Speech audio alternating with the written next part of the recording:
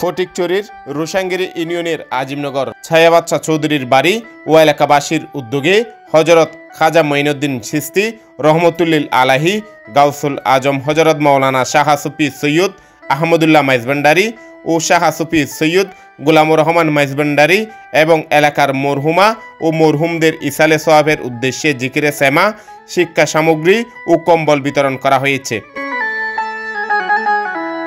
শুক্রবার বিকেলে স্থানীয় মাঠে আয়োজিত অনুষ্ঠানে সভাপতিত্ব করেন নাজিরহাট বাজারের বিশিষ্ট ব্যবসায়ী আলহাজ মোহাম্মদ হানিফ সওদাগর। এতে প্রধান অতিথি ছিলেন আঞ্জুমানে মুত্তাবেইনে গৌসে মাইজভান্ডারির কেন্দ্রীয় মহাসচিব আলহাজ নাজমুল হাসান মাহমুদ শিমুল।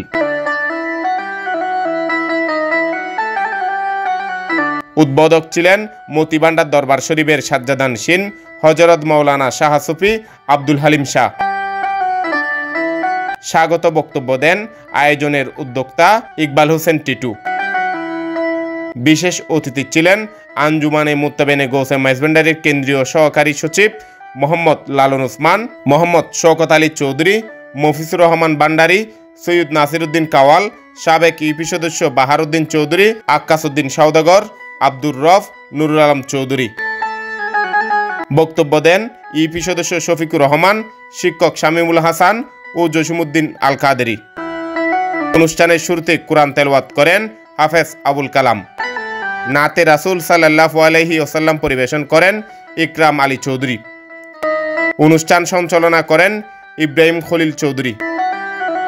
অন্যান্যের মধ্যে উপস্থিত ছিলেন জাহাঙ্গীর চৌধুরী, মোহাম্মদ ইকবাল, ফারুক, জাহাঙ্গীর, মুর্শেদ, হাফেজ শুয়েব, হাফেজ মেজবা, টিফু, সাকিব, শাহিন, হৃদয়, মানিক চৌধুরী, সাইম, রাকিব, রুবেল ও ইকবাল সহ আর অনেকেই।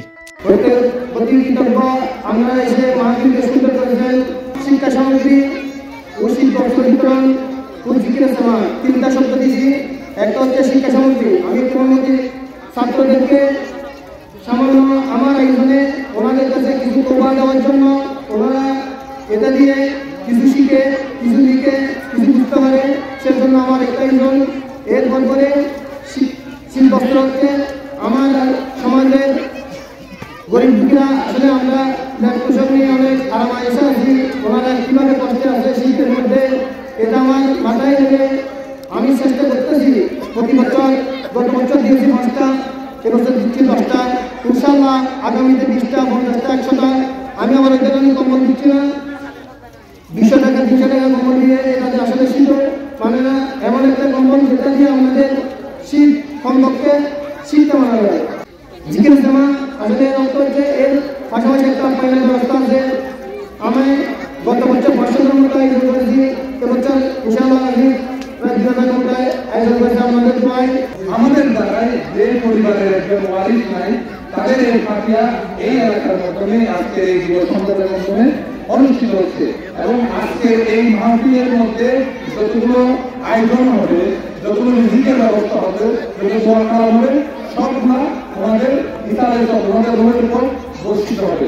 এবং ওই বর্ষণের মধ্য দিয়ে ওনাদের যে মাদারের একটা উৎসিলা, সেটা সহজ হবে। মানুষ প্রজন্ম রেখে দেয় কেন? আল্লাহ সৃষ্টি প্রজন্ম রেখে দিয়েছেন, এই কারণে উদ্দেশ্য হচ্ছে আল্লাহ রসুলের শিক্ষা গ্রহণ করে ইসলামকে সামনের দিকে নিয়ে যাওয়া এবং কৃতজ্ঞতা প্রকাশ করা কার প্রতি?